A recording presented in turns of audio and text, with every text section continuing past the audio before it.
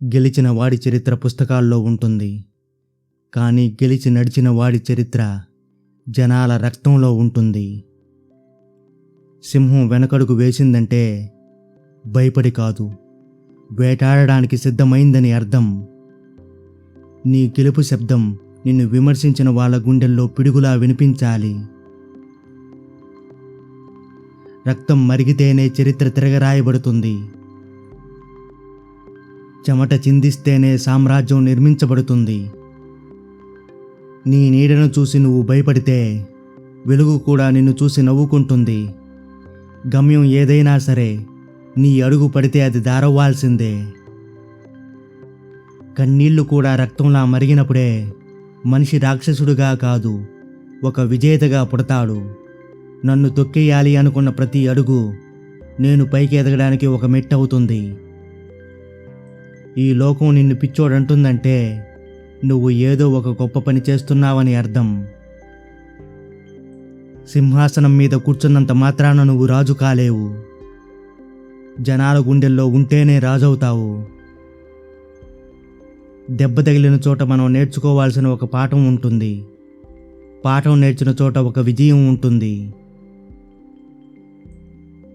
నీ స్థాయిని పెంచుకోవాలంటే నీ పద్ధతిని మార్చుకో. గెలుపు నీ చిరునామాగా కావాలంటే ఓటమిని నీ గురువుగా మార్చుకో. సముద్రమంత కష్టం వచ్చినా సరే నువ్వు ఏమాత్రం అధైర్యపడకు. దాన్ని ఆత్మవిశ్వాసం అనే నావతో సులభంగా దాటేయొచ్చు. నీ గమ్యాన్ని నువ్వు చేరేంత వరకు ఎట్టి పరిస్థితుల్లో విశ్రమించకు. విశ్రాంతి అనేది రేపు సమాధిలో కూడా దొరుకుతుంది. చరిత్రను చదవడం కాదు, చరిత్రలో ఒక పేజీగా మారడం ముఖ్యం. కాలం అనేది ఎవరి కోసమూ ఆగిపోదు, కానీ కాలం కోసం నువ్వు ఆగిపోతే వెనకబడిపోతావు. మౌనం అనేది బలహీనత ఏమాత్రమూ కాదు, అది ఒక అద్భుతమైన శక్తి. గుండె లోతుల్లో దాచుకున్న బాధే కళ్ళల్లో కన్నీరుగా మారుతుంది. చీకటి పెరుగుతుంది అంటే వెలుగు వచ్చే సమయం దగ్గర పడుతుందని అర్థం. కన్నీరు కార్చడం వల్ల వచ్చిన సమస్య సమసిపోదు. చెమట చుక్క చిందిస్తేనే దానికి పరిష్కారం దొరుకుతుంది. దెబ్బలు తిన్న రాయి మహాశిల్పం అవుతుంది. కష్టపడ్డ మనిషి విజేత అవుతాడు. కష్టాలు నష్టాలనేవి రాకుండా ఏ జీవితము ఉండదు. అవి నీ జీవితాన్ని సానబట్టి వజ్రంలా ప్రకాశించేలా చేస్తాయి. ఓటమి అంటే ఆగిపోవడం కాదు, మరొక కొత్త దారిని వెతుక్కోవడం. నేర్చుకోవడం నువ్వు ఎప్పుడైతే ఆపేస్తావో అప్పుడే నువ్వు జీవించడం ఆపేసినట్లు. నీ ఆశయం పెద్దదైతే జరుగుతున్న అవమానాలు చాలా చిన్నవిగా అనిపిస్తాయి. నీ ఒంటరితనం అనేది నిన్ను తినేయకూడదు, నిన్ను నువ్వు తెలుసుకునేలా చేయాలి. నీకు సహాయం చేయడం చేతకాకపోతే మౌనంగా ఉండు, అంతేకాని హేళన చెయ్యకు. నీలో ఉన్న భయం నిన్ను చంపేలోపే నువ్వు ఆ భయాన్ని చంపేయి. కాలం నేర్పే పాఠాలు ఏ స్కూల్ కూడా మీకు నేర్పించలేదు.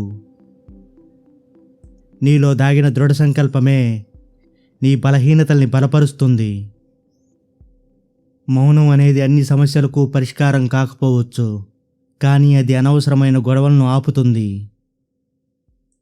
నీవు మాట్లాడే మాటల కంటే నీ చేతలే గొప్పగా ఉండాలి. ప్రతి సమస్యకు ఒక పరిష్కారం ఉంటుంది, దానికోసం వెతకాలి, కానీ ఏడుస్తూ కూర్చోకూడదు. నీలో శ్వాస ఉన్నంత వరకు నీ ఆశయం అస్సలు చావకూడదు. వచ్చిన కాస్తంత గెలుపుకు నువ్వు బానిసవ్వకు, ఆ గెలుపే నీకు బానిసయ్యేలా కష్టపడు. చరిత్రను సృష్టించే వాడికి నిద్ర ఉండదు, నిద్రపోయేవాడికి చరిత్రలో చోటు ఉండదు. ఈ ప్రపంచం నిన్ను భూమిలో తొక్కేయాలని చూస్తే నువ్వు విత్తనంలా మారి మొలకెత్తు. రక్తం మరిగితేనే విజయం పుడుతుంది, చెమట చిందిస్తేనే సామ్రాజ్యం నిలుస్తుంది. శవం పక్కన ఏడ్చేవాళ్ళు కాదు, నువ్వు బ్రతుకున్నప్పుడు కన్నీళ్లు తుడిచేవాళ్లే నీ వాళ్ళు.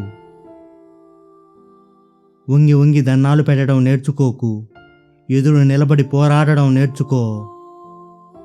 కింద పడిపోవడం అవమానం కాదు, పడి కూడా లేవలేకపోవడమే అసలైన అవమానం.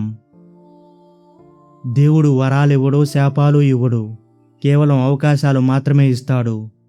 వాటిని వాడుకునే వాడే విజేత అవుతాడు. జరుగుతున్న అవమానాలే నీకు ఇంధనం కావాలి, ఆకలే నీకు ఆయుధం కావాలి. ఊపిరి ఉన్నంత వరకు పోరాడు, ఊపిరి పోయాక నీ పేరే ఒక చరిత్ర కావాలి. వచ్చిన ఓటమిని కూడా గౌరవించు, ఎందుకంటే అది నీ గెలుపుకు కావాల్సిన వాటిని ఇస్తుంది. నీ శత్రువులకి నిద్ర లేకుండా చేయాలి అంటే నువ్వు కష్టపడే వేగాన్ని పెంచు. గెలిస్తే రాజు అవుతావు, ఓడిపోతే గురువు అవుతావు. అసలు యుద్ధమే చేయకపోతే నువ్వు ఒక శవానివి. నీ ఆశయం ఆకాశమంత ఉండాలి, అప్పుడే పడినా శిఖరం మీద పడతావు. కాలం ఎప్పుడూ ఒకేలా ఉండదు. ఈరోజు నిన్ను తొక్కే కాలం వస్తే రేపు నువ్వు వాళ్ళని ఏలే రోజు వస్తుంది. నీ గర్జన వినిపించేంత వరకు నువ్వు ఉన్నావు అని ఎవరికీ తెలియదు. కాలం నిన్ను మౌనంగా ఉంచినా నీ విజయం ఒక పిడుగులా విరుచుకుపడాలి. దూరంగా కనిపిస్తున్న కొండల్ని ఎక్కడం కష్టమనుకోకు. అడుగు వేయడం మొదలు పెడితే అవే నీ పాదాల వద్దకు వస్తాయి. బానిసలా బ్రతకడం కంటే ఒకరోజు రాజులా పోరాడి చావడం మేలు. గాయం చేసిన వాడు గుర్తున్నంతకాలం నువ్వు ఎదగలేవు. ఆ గాయాన్ని పాఠంగా మార్చుకున్నప్పుడే నీవు గెలుస్తావు. నీ దగ్గర డబ్బులు ఉన్నప్పుడు లోకం నువ్వు ఎలా ఉన్నావు అని అడుగుతుంది. ఏమీ లేనప్పుడు నువ్వు ఎవరు అని అడుగుతుంది. విధి నీ తలరాతను రాస్తే నువ్వు చేసే కృషి ఆ తలరాతనే తిరగరాయాలి. పిరికివాడు చావకముందే 1000 సార్లు చస్తాడు, కానీ వీరుడు ఒక్కసారే మరణిస్తాడు, అది కూడా చరిత్రలో నిలిచిపోవడానికి. గుండె ధైర్యం ఉన్నవాడికి ఎటువంటి ఆయుధం అక్కర్లేదు. వాడి చూపే చాలు శత్రువును వణికించడానికి. మట్టిలో కలిసిపోయేంత వరకు పోరాడుతూనే ఉండు. కనీసం నీ సమాధి మీద ఇక్కడ ఒక వీరుడు నిద్రిస్తున్నాడు అని రాసుకునే అర్హతను సాధించు. నీ నీడ నీకంటే పొడవుగా ఉందంటే సూర్యుడు అస్తమిస్తున్నాడని అర్థం. నీ ధైర్యం నీకంటే పెద్దదిగా ఉంది అంటే నీ విజయం మొదలైందని అర్థం. అనుభవం అనేది ఒక కఠినమైన టీచర్. ముందు పరీక్ష పెట్టి ఆ తర్వాత పాఠం నేర్పుతుంది.